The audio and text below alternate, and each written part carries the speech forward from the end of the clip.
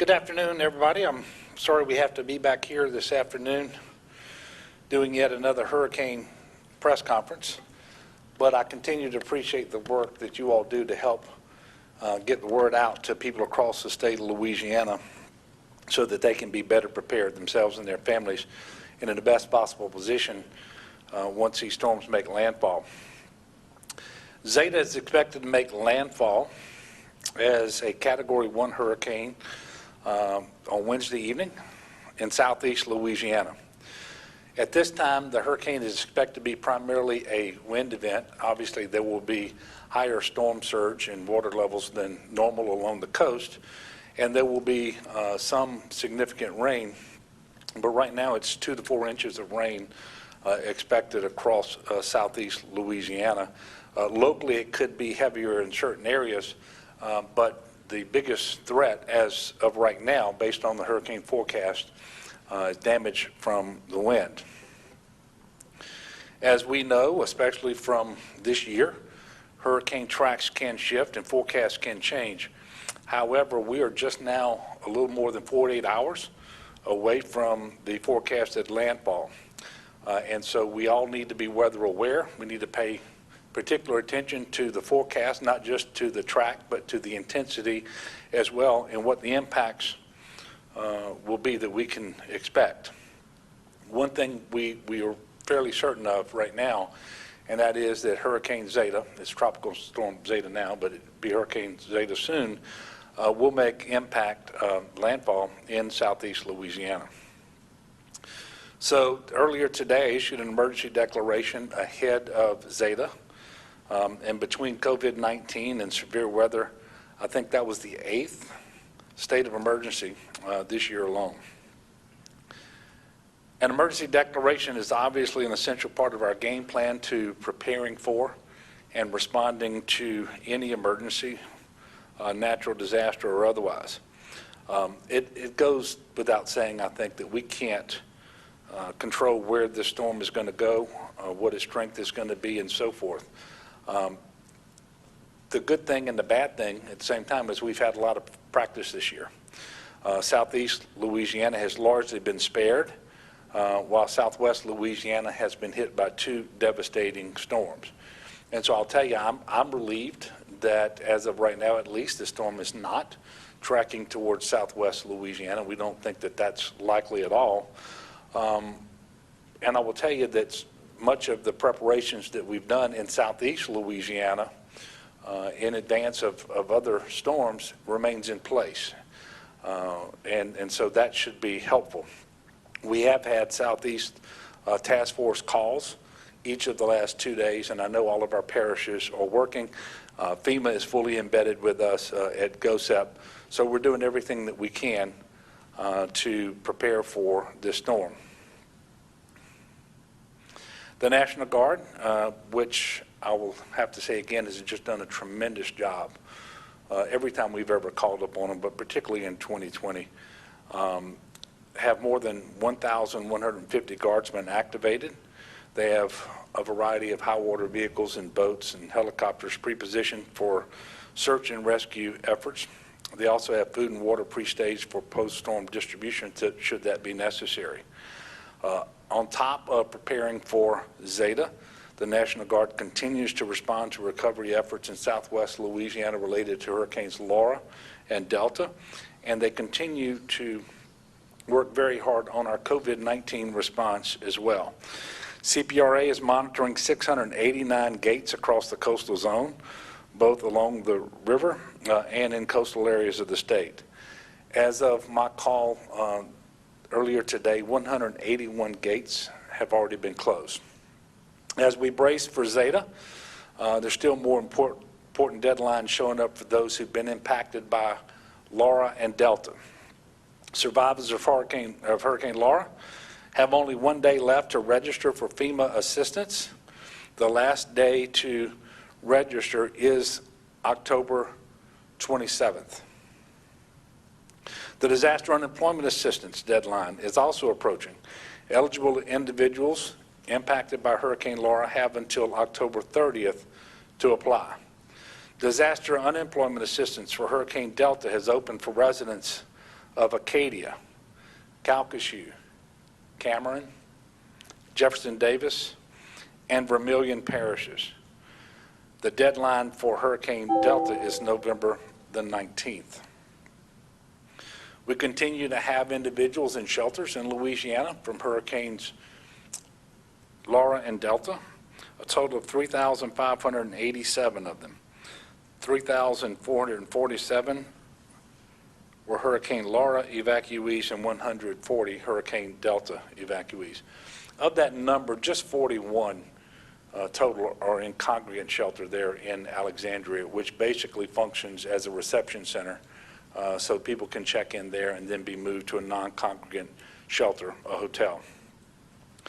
Because of the weather threat from Hurricane Zeta, community-based testing for COVID-19 in regions 1, 2, 3, 4, and 9 will operate as scheduled today, but they will be closed on Tuesday and Wednesday. We do hope to have these testing centers back open on Thursday.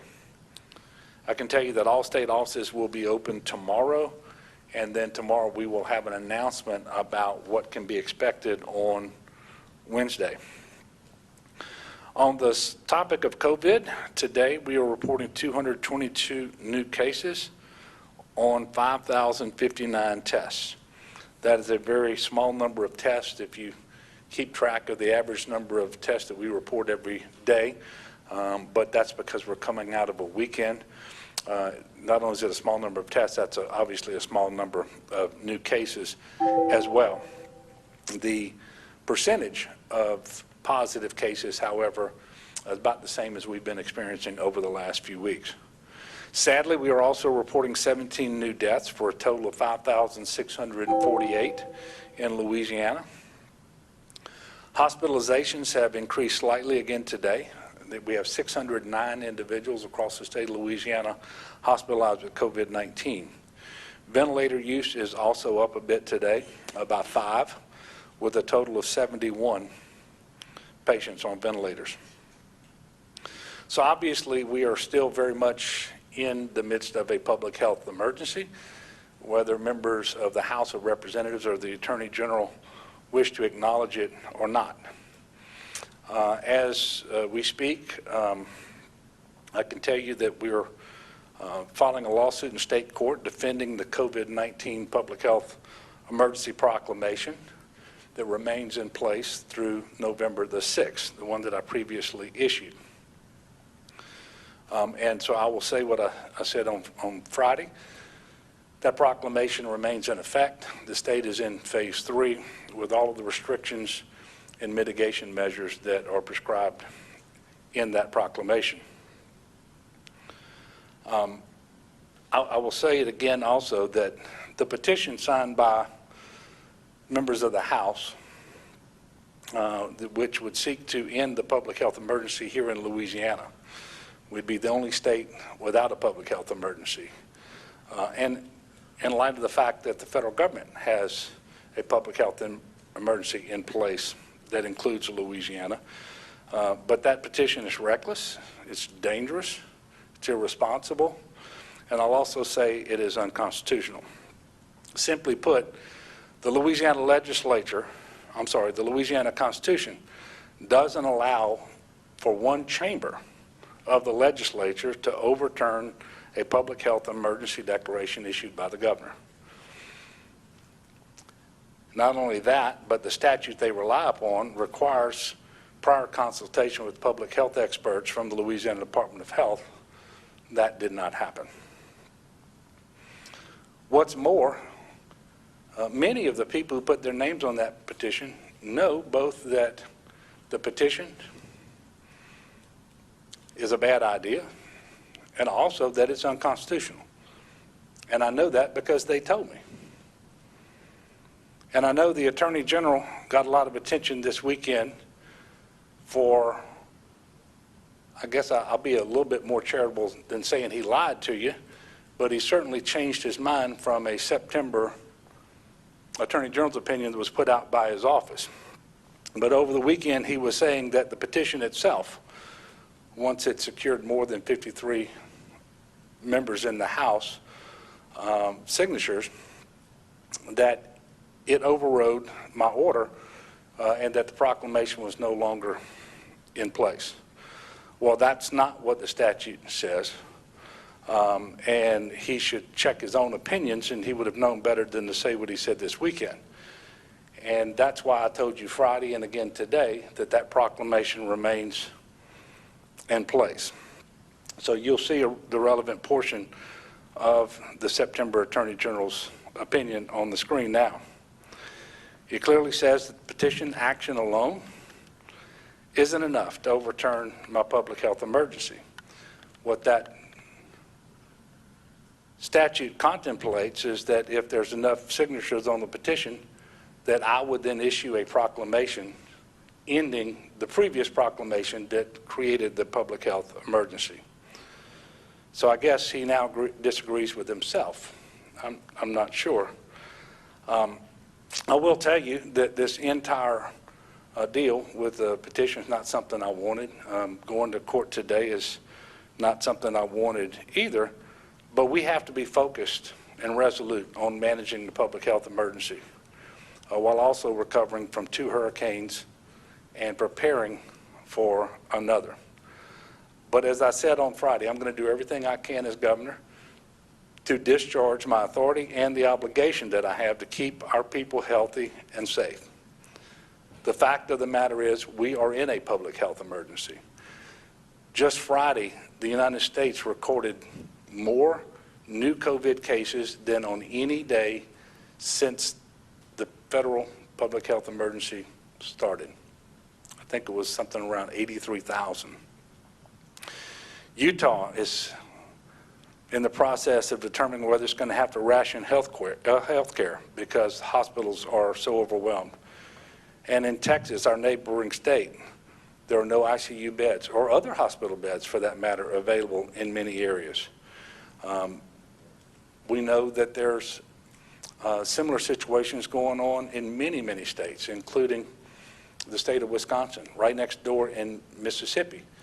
We know that there's a shortage of necessary critical hospital capacity in certain parts of that state, which is why the governor today expanded the mask mandate to include more new counties than he did last week. So it is very clear that the anticipated and predicted second wave or third surge, whatever you want to call it, has begun around the country. There's absolutely no reason to believe it's not coming to Louisiana, although we remain in a relatively good place because of the mitigation measures that we have put in place and the restrictions that have been imposed by the proclamations that created and then maintained the public health emergency here in Louisiana. Again, I know that everybody's tired of COVID. We're also tired of hurricanes. But neither the virus nor Mother Nature is going to take that into account. We have to be resolute, and we need leaders to lead. As Louisianans, we always persevere. I think the reason that we are as resilient as we are is because we prepare for the worst and we pray for the best. So I'm asking you for what I pray is the last time this season. Visit getagameplan.org to make sure that you are prepared for the threat of severe weather. Understand that preparation this year is unlike previous years because of the COVID-19 public health emergency. Please monitor 511la.org for road closures. Pay very close attention to the Weather Channel, to your local weather sources, and heed the instructions of your local officials. And as always, continue to wear your masks, socially distance when you're in the vicinity of those who are not from your immediate household. Wash your hands, stay home when you are sick, and protect those who are most vulnerable.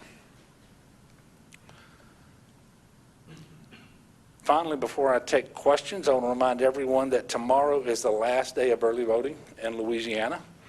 ahead of the November 3rd election. So I encourage anyone, if you haven't already done so, take advantage of early voting. And again, tomorrow is the last day to do that.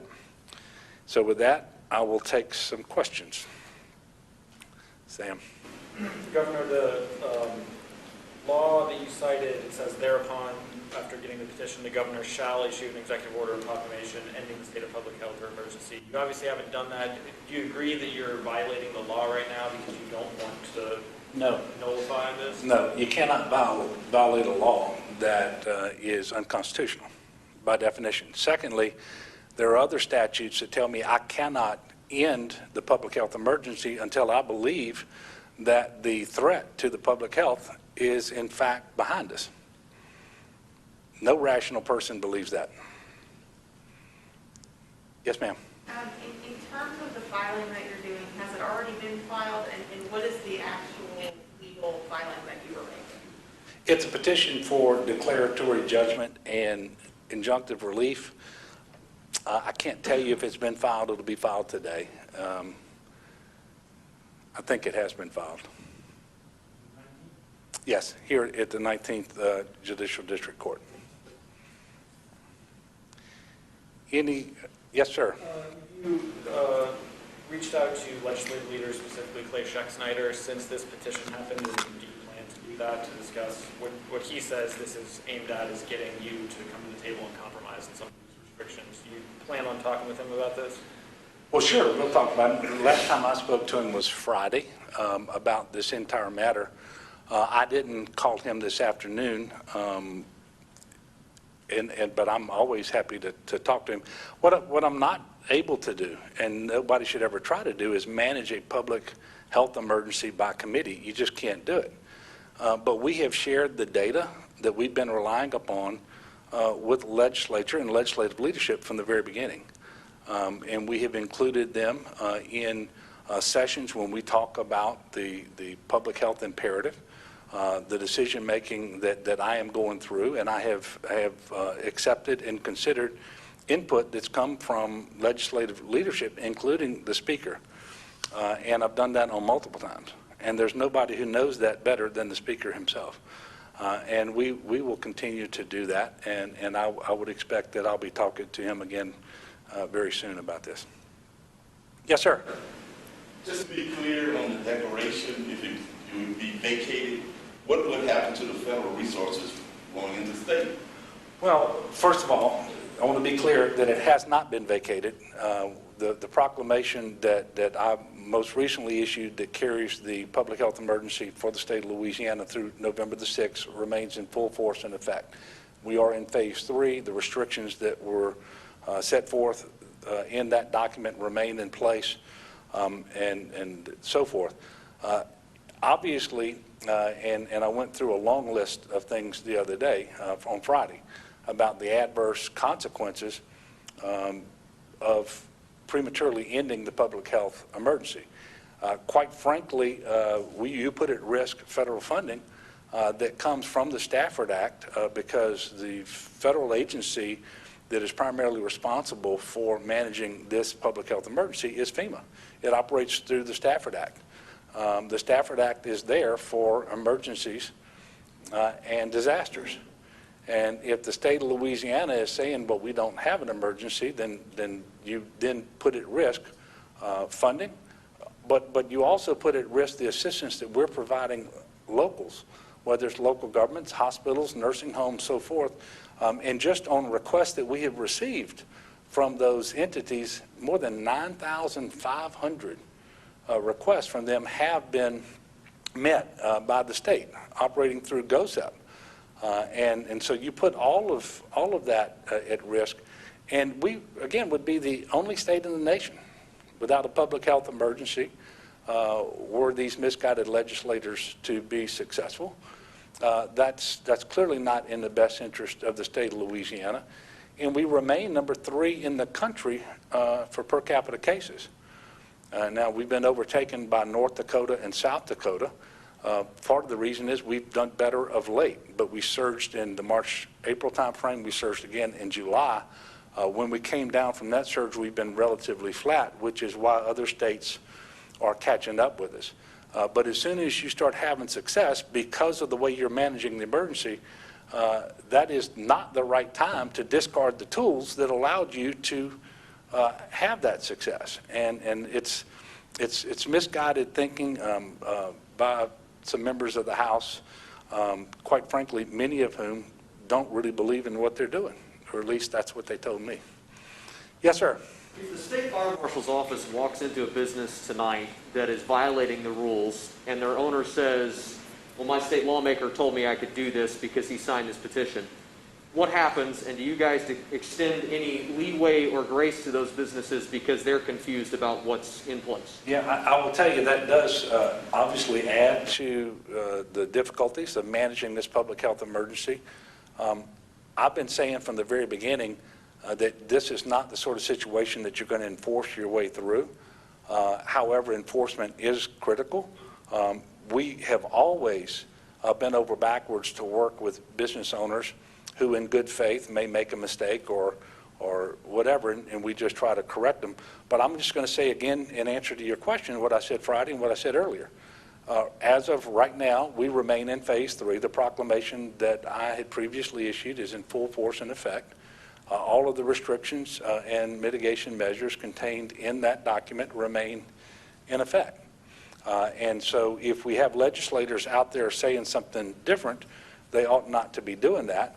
And no business owner or any other individual should rely upon such a irresponsible representation from a member of the legislature or from the Attorney General either.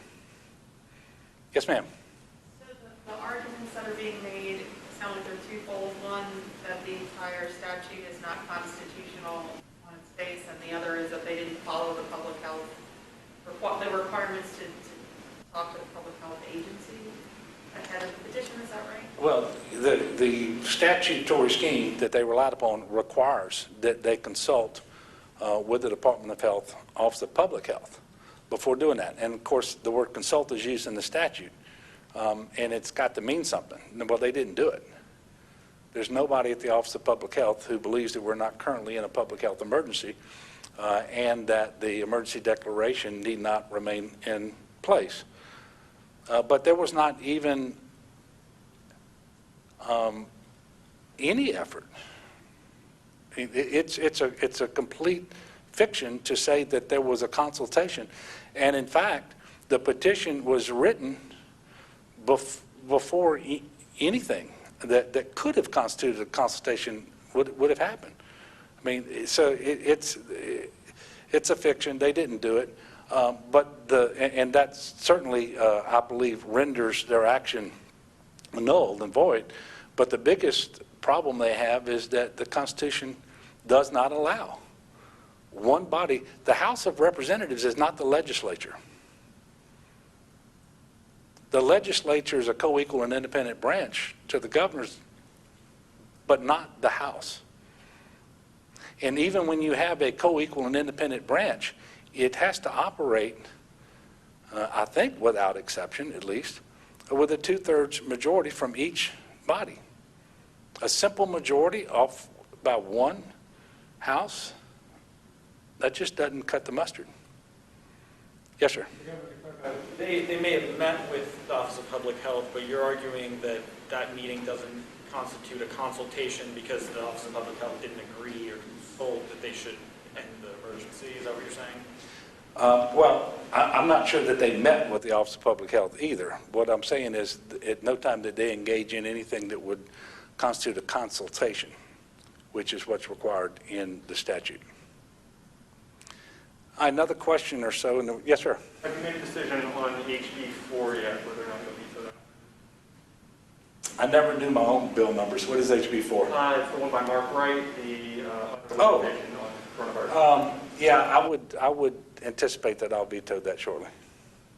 What about HB 51, which bars local election officials from taking private I grant vetoed money? that today. You said that? Okay. Yeah. All right. We're gonna have a UCG meeting tomorrow at GOSEP, I believe at 11:30. We're going to have a press conference back here regarding Hurricane Zeta and our continued preparations for that. tomorrow afternoon, and we're looking at 3 p.m. Again tomorrow here for that press conference. And so again, thank you all for continuing to cover this. Thanks everyone at home, especially those in Southeast Louisiana, for the preparations that we're going to undertake in advance of Hurricane Zeta. Again, let's prepare for the worst, pray for the best. Let's be good neighbors to one another. And that certainly includes wearing a mask. So with that, we'll see you tomorrow.